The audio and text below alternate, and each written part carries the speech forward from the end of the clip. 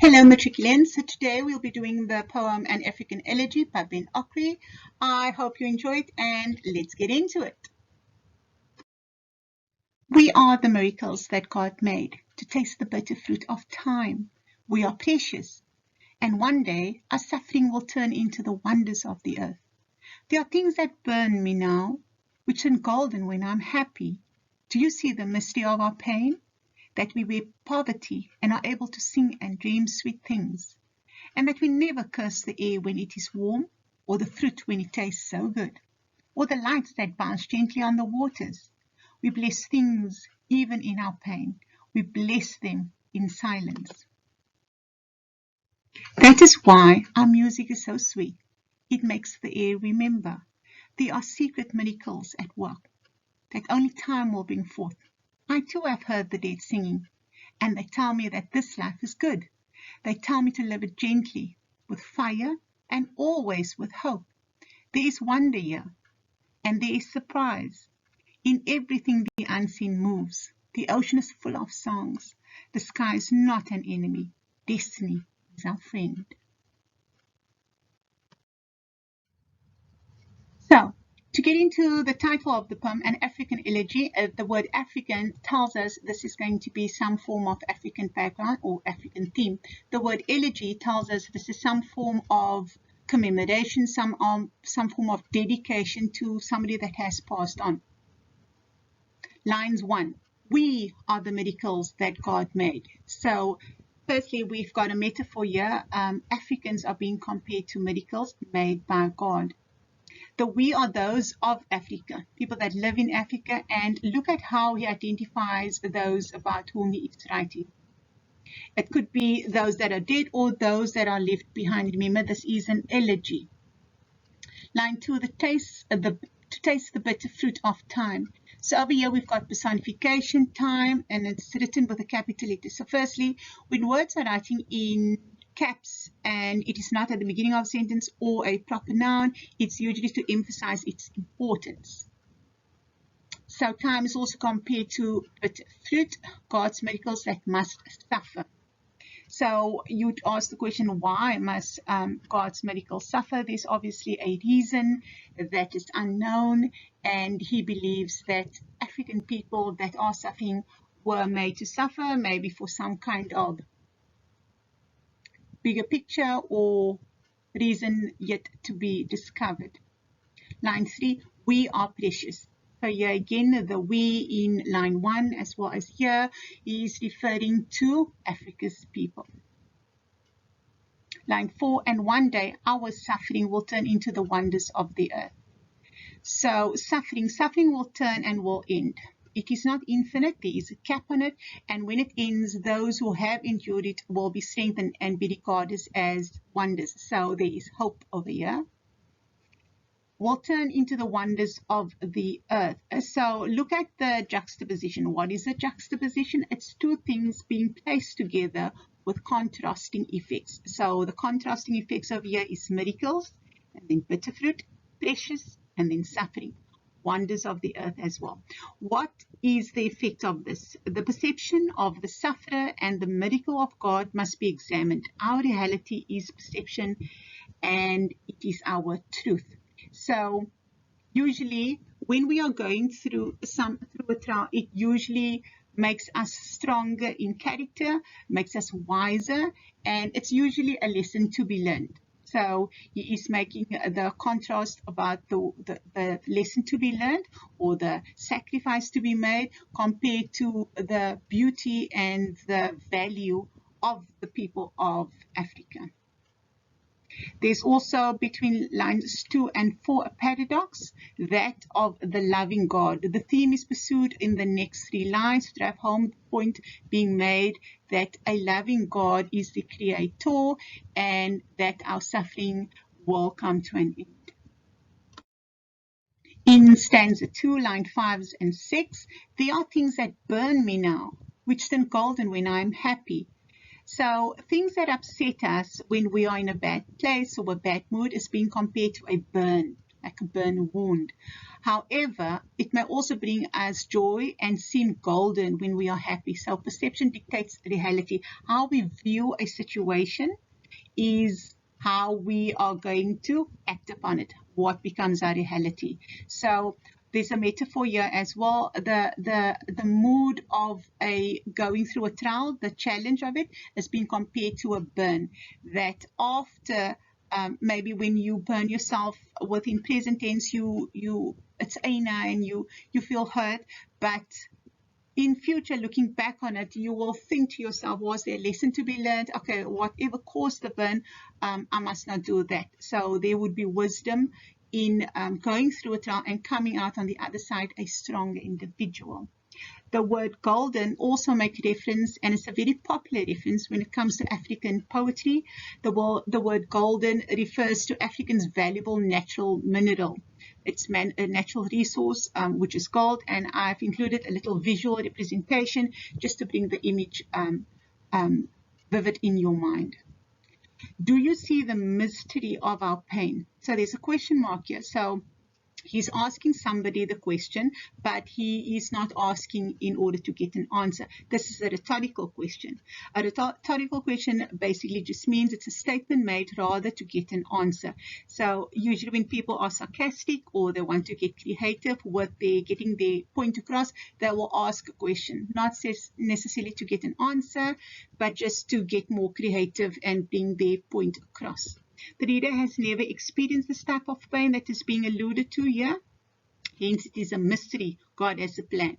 Or he has been victim to this kind of pain, but he does not know what the end result is or the reasoning behind it. But he is hopeful because he believes that God has a plan.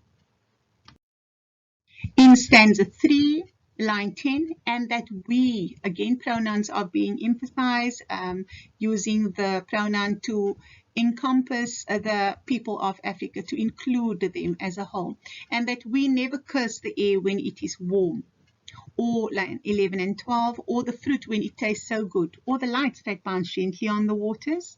So over here, it's emphasized that being humble and showing gratitude to what we do have, and accepting what is good when it is given and enjoying the moment, so living in the present. And there's a very popular saying in most faiths that when you're going through a hardship, when you're going through a trial, to respond to somebody that is less fortunate than yourself. The wisdom behind it is that they're not focusing or magnifying your own issue. Rather, you are realizing that you actually have more than somebody that has less than you, and your problem then does not appear that mammoth. We bless, lines 13 and 14, we bless things even in our pain. We bless them in silence. So over here, reference to the long suffering of the oppressed, the fact that they can focus on good in the midst of their pain and poverty. The word bless, humility, shows humility, and we bless, we bless. So there's a repetition there. Notice the contrast between bless and pain and silence could refer to respect for a higher power, maybe the ancestors, or maybe the Almighty God. Stanza 4, line 15, that is why our music is so sweet. Line 16, it makes the air remember. So over here, the reason why the people of Africa suffering are able to express themselves and their music so poignant or so touching, it comes from their soul, and it is fueled by their suffering and their heartache. Here, air is personified, so make a note of that, and it is indescribable in its tragedy, as it's the suffering of the people who have died. You know, those that have passed on. The elegy is perhaps dedicated to. Lines 7, 18, and 19, there are secret miracles at work that only time will bring forth. I too have heard the dead singing.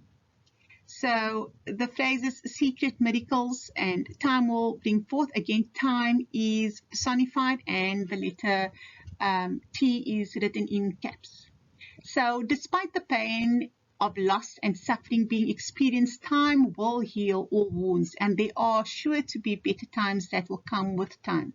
Note the personification of time. Dead singing. The dead singing alludes to the poet's hold on traditional belief systems of ancestors that can guide the living, and it also shows personification. The dead is giving the ability to sing over here. Despite being a product of colonial upbringing and education, the poet still believes and is invested in the African belief system. Stanza 5, line 19, and they tell me. The ancestors referred to in the previous stanza has given the poet the way to overcome his trials. They give advice from their omniscient or the all-knowing perspective and from their place in which they reside. Line 20, this life is good. He is reassured. Line 21, they tell me to live it gently. 22, with fire and always with hope. There is wonder here. Line 23.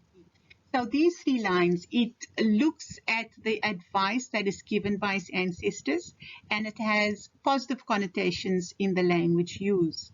The phrase or the words wonder here, when the perspective is taken, there is a change in reality and the person's view on the world changes. So here, as of stanza 5, there is a shift. There's some kind of change that tells us the poem is taking a more positive or optimistic stance.